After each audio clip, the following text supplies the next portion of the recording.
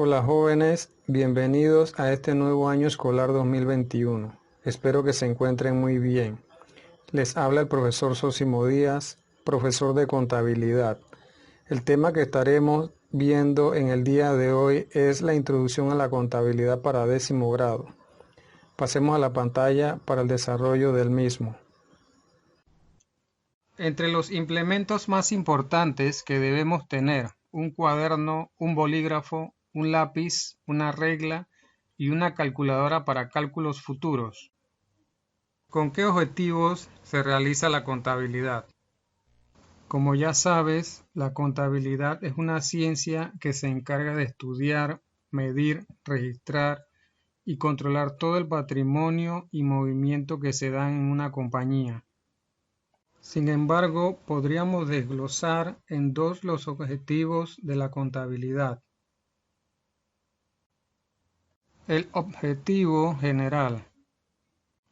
Entre los objetivos generales de la contabilidad encontramos los siguientes. Proporcionar información sobre cualquier hecho económico y financiero que se dé en una empresa. Llevar un control y revisión constante en el tiempo de dichos movimientos, trazando así cuál es la marcha de la empresa en comparación con las metas y objetivos previamente propuestos. En definitiva, el objetivo general de la contabilidad es el de proveer información cuantitativa de forma estructurada y sistemática. Entre los objetivos específicos los detallamos a continuación. Clasificación de todas las operaciones registradas para facilitar su lectura, comprensión y en definitiva hacer al empresario la toma de decisiones mucho más fácil, clara y sobre todo eficaz. Establecer en términos monetarios la información histórica del pasado y predictiva del futuro, la cuantía de los bienes y servicios, las deudas que asuma la compañía, así como el patrimonio. Ahora, ¿cómo podemos aplicar la contabilidad en nuestra vida diaria? Mejor control de nuestros ingresos y egresos, orden en nuestras actividades, más posibilidades de ahorrar, mejor rutina alimenticia, manejo de nuestro propio negocio. Entonces nos preguntamos ¿qué es la contabilidad? Vamos a ver qué nos dicen los autores. Contabilidad es una disciplina que se encarga de estudiar, de medir y analizar el patrimonio y la situación económica financiera de una empresa u organización. Para que una empresa se dé cuenta si en realidad hay ingresos, gastos, ganancias y pérdidas, es importante que se lleve un control de los registros de los activos, pasivo y capital, ingresos, costos y gastos. Al final de cada mes hay que llevar adelante un cierre para ver cómo le ha ido en cada una de las actividades que se ha realizado dentro de la empresa. Entonces es importante que tengamos presente que si se lleva una buena contabilidad la empresa. Pero, ¿cuál es el propósito de la contabilidad? El propósito es lograr comunicar al dueño del negocio o entidad económica información necesaria y suficiente acerca de la realidad de su condición financiera. Administrar una empresa sin la información producida por la contabilidad es como manejar un auto sin panel de control. Debemos tomar en cuenta también los principios de contabilidad. Los principios de contabilidad sirven de guía para la clasificación, evaluación, registro e interpretación de la información financiera. Son los lineamientos que regulan la manera en que se cuantifica, trata y comunica la información financiera por parte de los profesionales de la contabilidad. Se puede decir que de alguna manera constituyen la ley reglamentaria del contador. También nos encontramos en esta profesión el Código de Ética del Contador.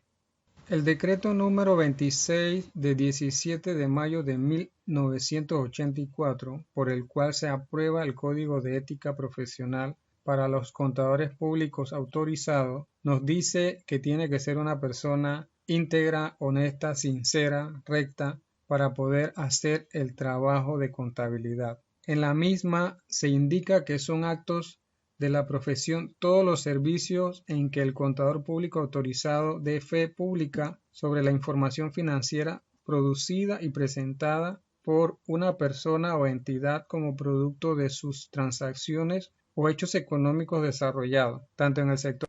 ¿Para qué es necesario que la contabilidad se realice? Los usuarios de la información contable. Existen dos tipos de usuarios de la contabilidad: los internos, que son los que pertenecen a la empresa y trabajan para ella, y los externos, que necesitan saber cómo está la empresa para poder ofrecer préstamos o cobrar impuestos y no pertenecen a la empresa. Tenemos que considerar también qué son las cuentas. Las cuentas son los nombres que se le da a cada rubro para poder identificar las diferentes situaciones dentro de la empresa. Está dividido por el lado izquierdo, que se le llama débito, y en el lado derecho, que se le llama crédito. Vamos a ver el siguiente video donde nos ilustraremos de lo que son los activos, los pasivos y el capital. Cómo podemos distinguir cada uno de esos rubros que conforman estas cuentas. Clasificación de las cuentas patrimoniales. Para facilitar el análisis contable de los elementos patrimoniales de la empresa, deberás reagruparlos de acuerdo a sus características en cuentas específicas. Por ejemplo, en la oficina de una empresa hay mesas, sillas, escritorios, libreros, archiveros, lámparas, etc. Todos estos elementos los podrás agrupar bajo el concepto mobiliario de oficina. Aparte de esto, la empresa no ha pagado los insumos adquiridos con dos de sus proveedores. Ambas deudas las agruparás en una sola cuenta denominada proveedores. Como el mobiliario de oficina es un bien de la empresa, de manera contable forma parte de sus activos. Por otra parte, la cuenta proveedores formará parte del pasivo de la empresa, pues es una obligación que se debe cubrir. Las cuentas permiten agrupar las transacciones de una misma naturaleza, ordenar la información de manera simple y oportuna, y facilitar el control de las operaciones. El número de cuentas con el que trabajes dependerá del tamaño y rubro económico de la empresa. Para optimizar su manejo, deberás clasificar y codificar cada una de ellas. Las cuentas que conforman los activos y pasivos de la empresa se clasifican de acuerdo con su liquidez. Esto significa, en el caso de los activos, la facilidad con la que pueden convertirse en dinero en efectivo. Por ejemplo, es más fácil convertir en efectivo un cheque que un automóvil. En el caso de los pasivos, la facilidad con la cual la empresa puede pagarlos. Por ejemplo, es más sencillo pagar un pedido a un proveedor que una hipoteca a un banco. Las cuentas que conforman a los activos y pasivos de la empresa se dividen en tres grandes grupos.